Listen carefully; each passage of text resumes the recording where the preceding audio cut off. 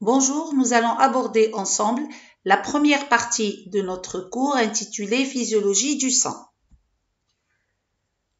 Le plan du cours comporte une introduction, la composition du sang et l'hémostase. Le sang est un mélange de composants cellulaires et de liquide. Le liquide étant, comme vous le savez, appelé plasma, sachant que ces composants cellulaires sont en suspension dans le plasma. Le volume total du sang représente 8% du poids du corps et dans ces 8%, vous avez 55% qui sont représentés par le plasma. Comme vous le savez, le sang sert de transporteur au système cardiovasculaire et assure plusieurs fonctions.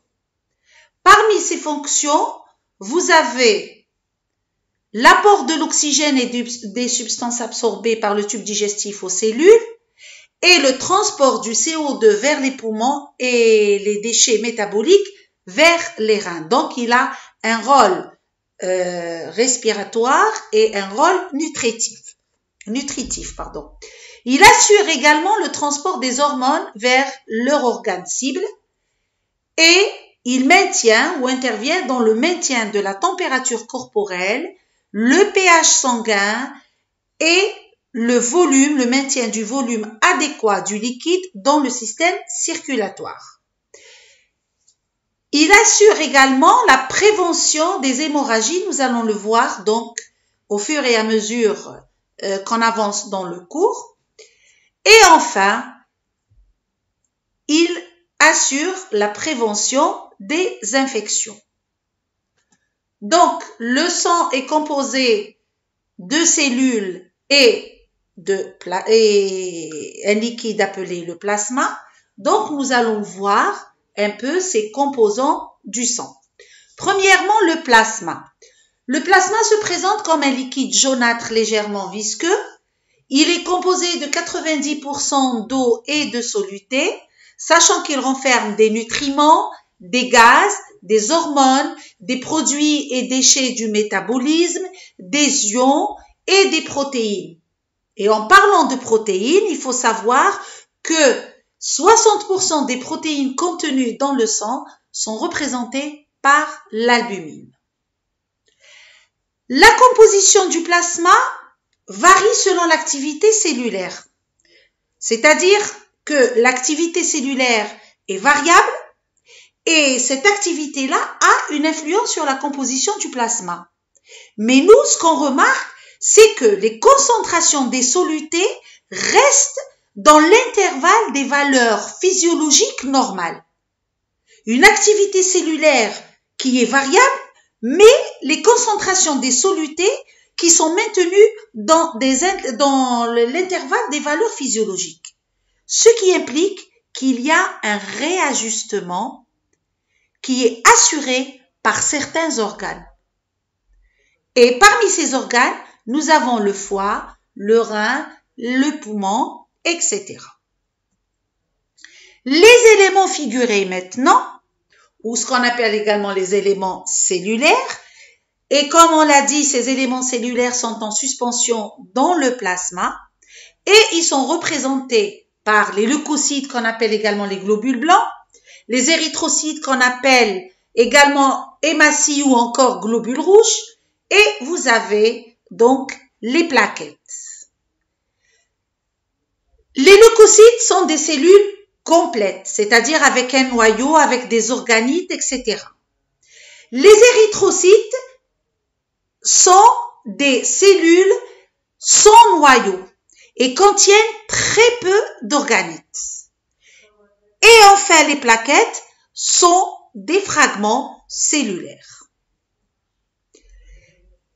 L'hématopoïèse est définie comme étant la formation de cellules sanguines et elle a lieu dans la moelle osseuse, sachant que ces éléments figurés proviennent d'une même cellule souche, qui est une cellule souche indifférenciée appelée Homo oocytoblaste.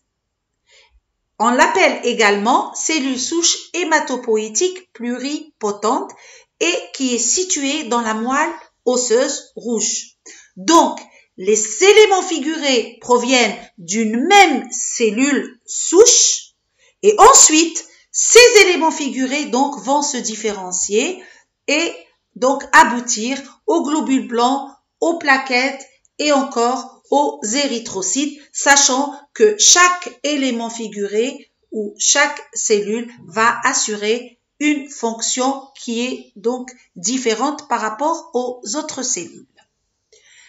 Si on commence par l'érythropoïèse, l'érythropoïèse est définie comme étant la production d'érythrocytes. D'accord ? Les érythrocytes donc sont produits par notre organisme au nombre de 2 à 3 millions de globules rouges par seconde. Leur durée de vie est de 100 à 120 jours. Et le rôle, c'est, comme on l'a vu déjà, le transport des gaz du sang. Et bien sûr, ce transport-là est assuré par l'hémoglobine.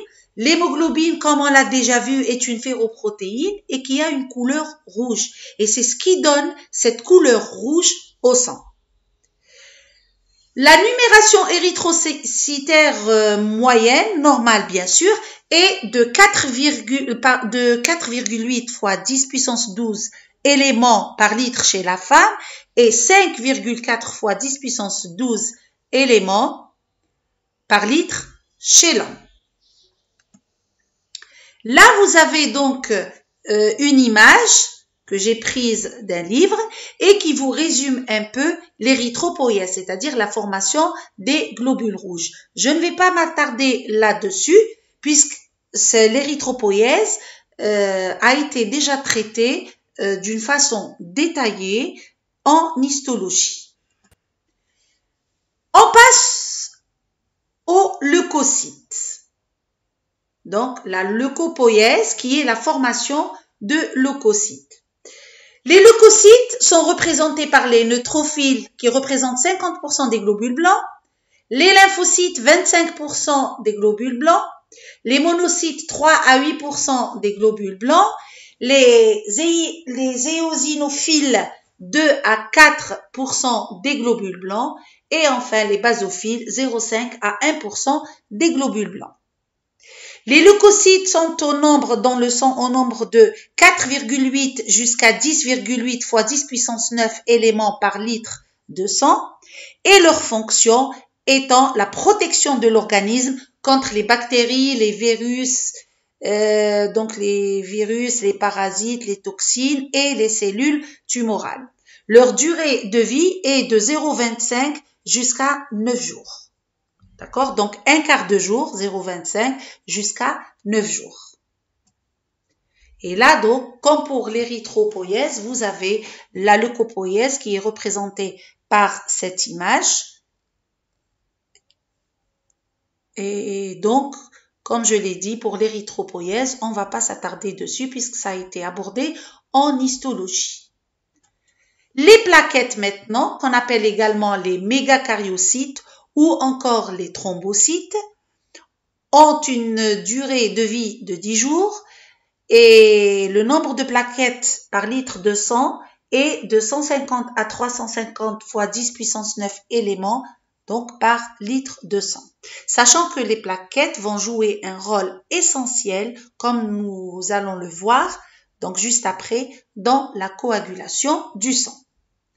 Et là, donc, vous avez une image qui vous résume un peu la genèse des plaquettes, donc la formation des plaquettes.